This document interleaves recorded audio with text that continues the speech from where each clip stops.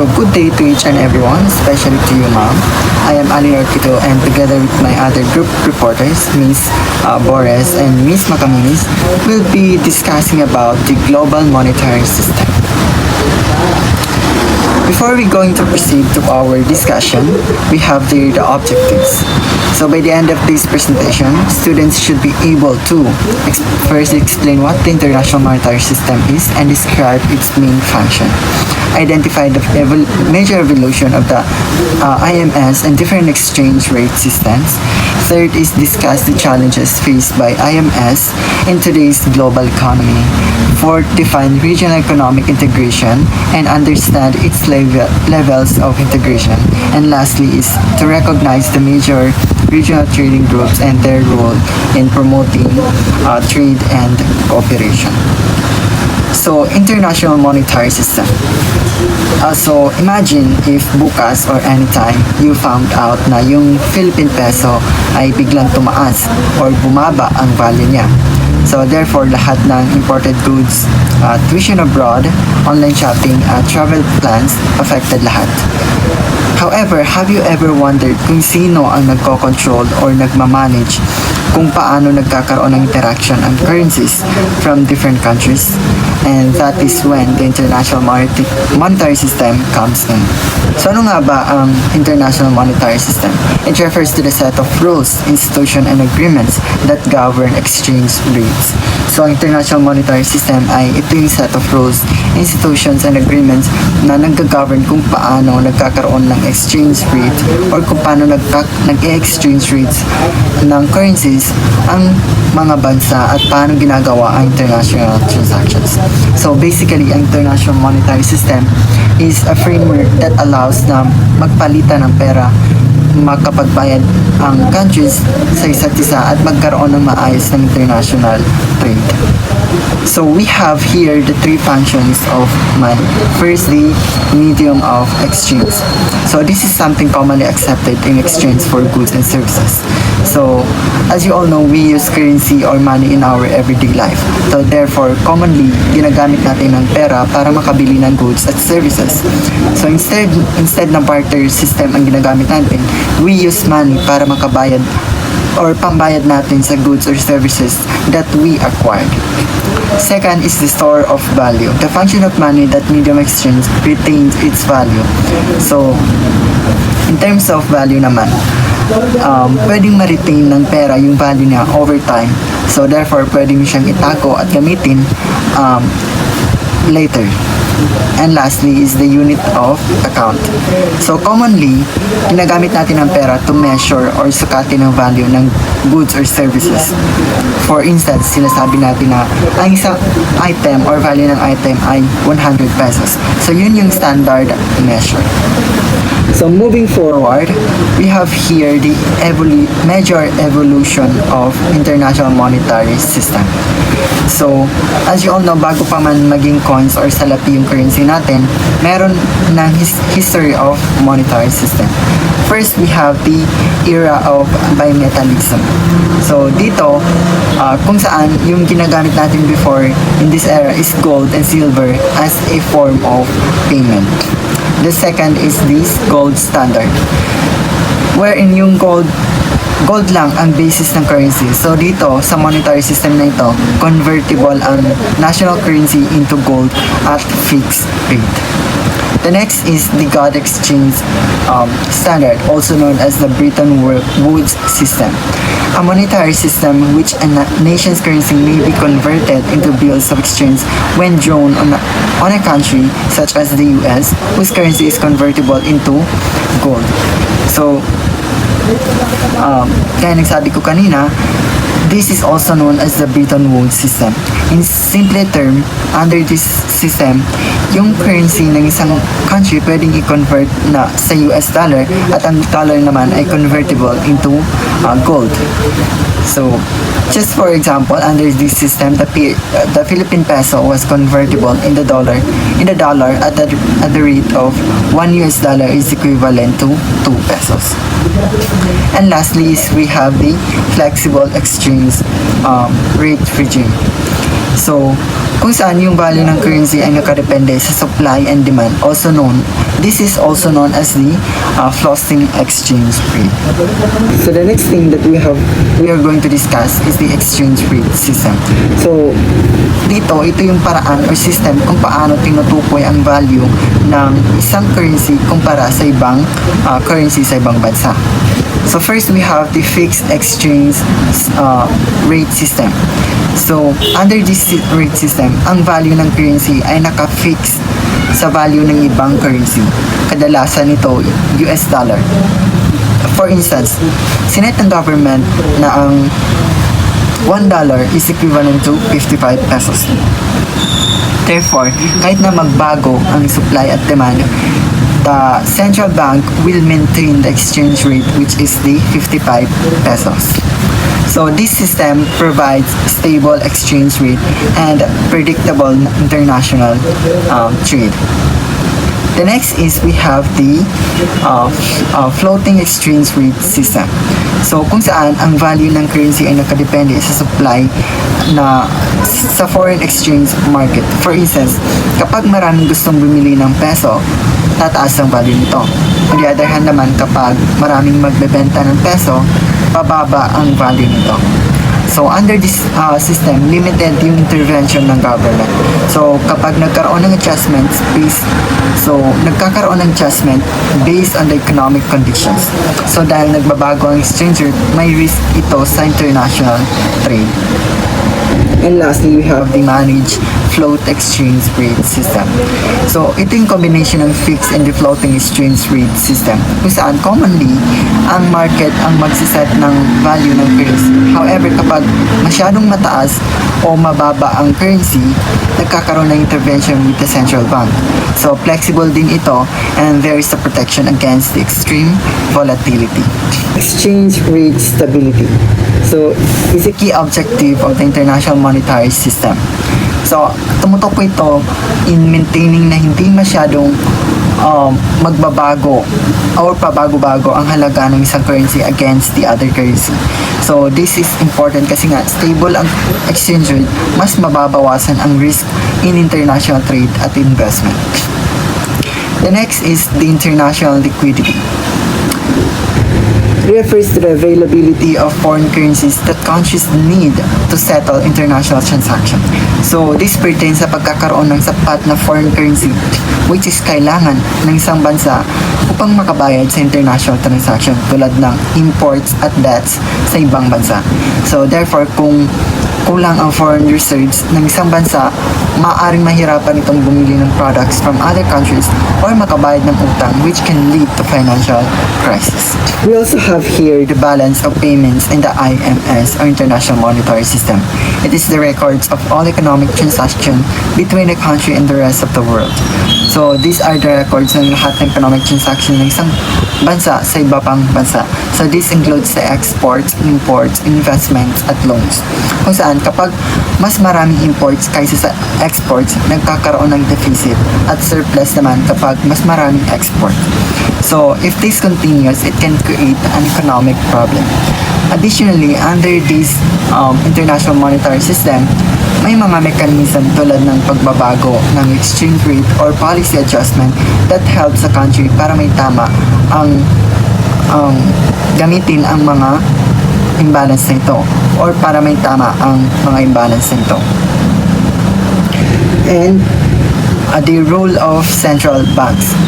So, as you all know, central bank plays an important role when it comes to international monetary system dahil sila ang namamahala sa foreign exchange rate reserves at maaring mag-intervene sa currency market if it is needed.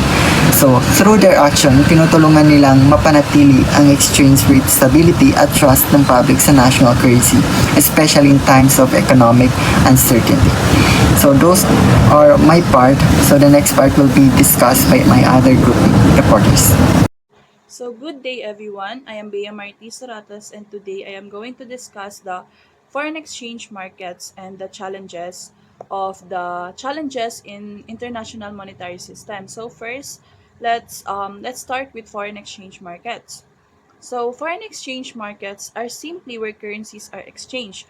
For example, if a business in the Philippines wants to buy product from Japan, they need to exchange peso into yen.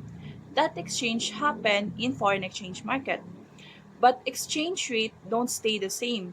They change depending on things like interest rate, inflations, how strong a how strong a country's economy is, and even how confident investors feel. If investors trust a country's economy, its currency usually becomes stronger. If not, the currency may weaken. So basically, foreign exchange markets help determine how much one country is worth compared to another country. And that affects international trade and investments. So let's proceed to the capital flows and the IMS, or the International Monetary System. So uh, capital flows, or and IMS is capital flows refers to the movement of money between countries. When a country has a stable economy and good monetary policies, foreign investors feel safe putting their money there. This bring this brings more investment, more business, and more job opportunities. But if there instability like political problems or high inflations, investors might panic and pull their money out quickly. When that happens, the economy can suffer. This is especially difficult for developing countries because they rely on foreign investments. So now let's move to the challenges in IMS. IMS, challenges in IMS, or challenges in International Monetary System. So the challenges are exchange rate volatility, balance of payments imbalances, currency and financial crisis, and lack of international coordination. So, first, let's start with the exchange rate volatility. So, ano nga ba yung exchange rate volatility? So, ang volatility means frequent and unpredictable changes. And since many currencies today are allowed to float freely, their values constantly change depending on supply and demand. For business involved in international trade, this can be risky. Imagine planning your profits today, but tomorrow the exchange rate suddenly change. You could lose money. That uncertainty makes long-term planning very difficult. So the second one is the currency and financial crisis. So ano nga ba yung currency and financial crisis? When investors lose confidence in one country, they may withdraw their money all at once. This can cause the country's currency to drop sharply in the value. When the currency weakens, imported goods become more expensive, inflation rate rises, and the economy becomes unstable. What What's worse is that financial crisis can spread to other countries. This shows how connected the global financial system really is. So the third one is the balance of payment imbalances. Some countries import more than they export, which creates a deficit. Others export more than they import, creating a surplus. So when these imbalances continue for a long time, they can create pressure on exchange rate and even cause trade conflicts between countries.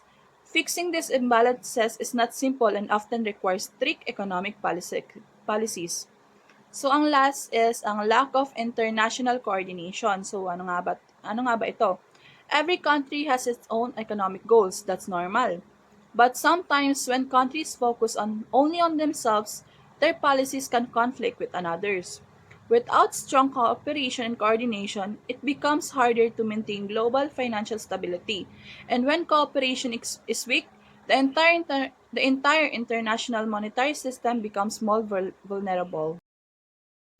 So for this part, I'll be discussing the regional economic system. So first, let's discuss what is REI. So REI stands for Regional Economic Integration. So regional economic integration happens when countries that are close to each other geographically decide to cooperate economically. Instead of putting many restrictions on to co- trade, they reduce or remove trade barriers so goods, services, people, and even money can move freely between them. In simple terms, it's like neighboring countries saying, let's work together to make our economy stronger. Now, there are different levels of regional economic integration. So, The first level is the free trade area. At this level, many countries agree to remove tariffs and trade restrictions among themselves so they can trade freely with one another. But here's the catch. Each country still decides its own trade rules when dealing with countries outside the group. So they cooperate internally but they still independent externally. So the next level is the customs union. So this this is one step deeper. Like a free trade area, they remove trade barriers among members, but now they also agreed to have a common trade policy toward non-member countries. So instead of having different tariffs for outsiders, they apply the same tariff. Like it's like saying we'll trade freely with each other and we'll face the outside world together. So the third level is the common market. This is where things get more serious. Not only do they remove trade barriers, but they also allow the free movement of labor and capital. That means people can work in other member countries without too many restrictions, and businesses can invest more easily across borders. This creates more jobs opportunities and business expansion within the region. So the next is the economic union. At this stage, countries go beyond just trade and movement. They start coordinating their economy policies like taxes, monetary policies, and regulations. This means they are aligning their economic decision to avoid conflicts and strengthen the region as a whole. It requires a high level of trust and cooperation. Finally, the final stage is the political union, which is the highest level. Here, countries not only integrate economically but also politically. They may share common political institutions or follow unified policies. At this point, they are almost functioning as one large entity rather than separate nations in many aspects. So, good day everyone. I am Fauzia A. Macaninis, and today I will be reporting about the major regional trading groups and their importance in the global economy. So, una sa lahat, ano ba itong regional trading groups? So, ang regional trading groups, ito yung samahan ng mga bansa sa isang region na nagtutulungan para mapadali ang trading. Ginagawa nila ito sa pamamagitan ng pagbabawas o pagtanggal ng trade barriers tulad ng tariffs at quotas. So, ang goal nila ay first, mabilis na trade, mas murang produkto, or mas matibay na economic cooperation. So here we have the major regional trading groups, the EU or the European Union, North American Free Trade Agreement, Association of Southeast Asian Nations, South Asian Association for Regional Cooperation, the Mercado Común del Cono Sur, or also known as the Southern Common Markets. So ang ating first major trading group ay ang EU or European Union. Ang EU ay isa sa pinakamalaking trading bloc sa buong mundo.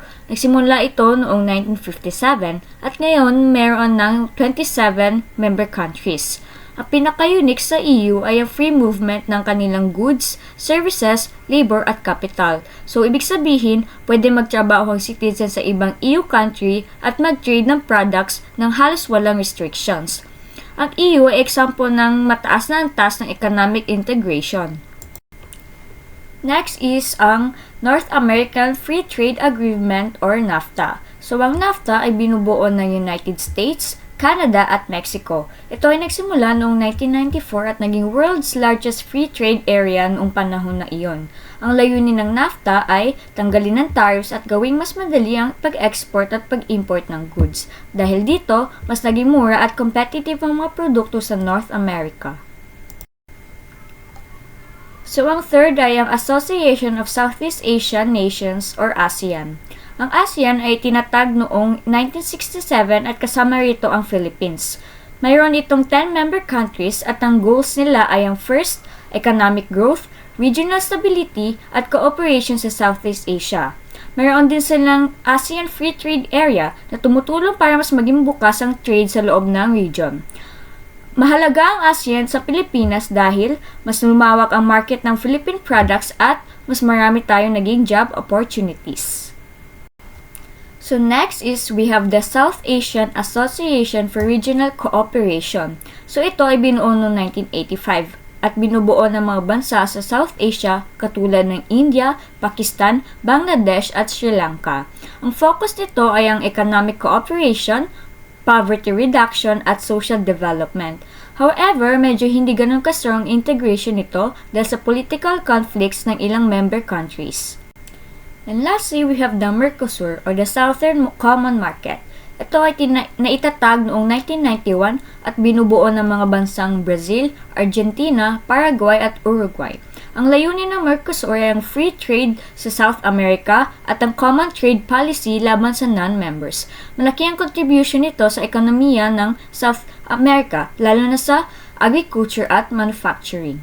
So, sa ating konklusyon, ang major regional trading groups ay mahalaga dahil pinapalakas nila ang trade, pinapababa nila ang cost ng goods at pinapahusay ang cooperation ng mga bansa. Sa pamamagitan ng mga grupong ito, mas nagiging connected at interdependent ang mga ekonomiya sa buong mundo. Thank you!